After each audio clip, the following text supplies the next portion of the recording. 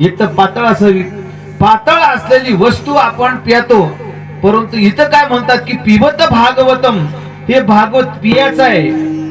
पियाचं म्हणजे त्यातला एक एक अक्षर म्हणजे एक अमृताची तुलना करायसारखं अक्षर आहे. एक एक अक्षर महत्वाचं आहे त्याच्यातला, आणि एक एक अक्षराचं सेवन जर आपण केलं तर आपल्या जीवनामधलं कायमच दुःख नाहीसं होतं. अशी ही भागवत आपल्या इथं सुरू आहे. आपल्याच परिसरातील असणारे आमचे हरिभक्त परायण अनिरुद्ध महाराज यांनी तुम्हाला भागवत सांगतात. तुम्ही ऐकले असेल कथा. मी काय पूर्ण भागवत सांगणार नाही तुम्हाला, पण त्याचं अनुसंधान सांगितलं की भागवत कथा ऐकत असताना आपल्या जीवनातलं आत्यंतिक दुःखाची निवृत्ती, परमानंदाची प्राप्ती म्हणजे ते प्रत्यक्षात भागवत ग्रंथ आहे. कलियुगातलं तरुण जाणारं साधन जर कोण असेल तर भागवत आहे.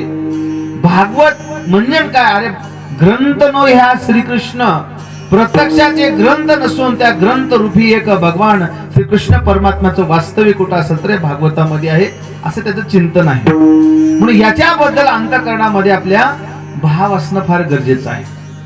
परमार्थाला अनुकूल जर काय असेल तर अंतःकरणातला भाव असतो, आणि ही भावना अंतःकरणातला जो भाव आहे, हे भाव निर्माण होण्यासाठी, ते भाव उत्पन्न होण्यासाठी आपला अनंत जन्माची पुण्य लागते.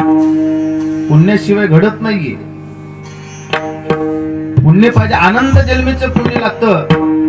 म्हणून तर महाराज सांगतात की देवा, कारण प्रत्येक व्यक्ती हा भावप्रधान आहे, पण प्रत्येक व्यक्तीच्या अंतःकरणामध्ये तो भाव असतो असं सांगता येणार नाही. जगामध्ये जर विचार केला तर अनंत जीव आहेत, अनंत जीव आहेत, पण अनंत जीवाच्या ठिकाणी परमात्म्याच्या संबंधानं भाव तयार होईल असं सांगता येणार नाही. आपला भाव वेगळा वेगळा आहे.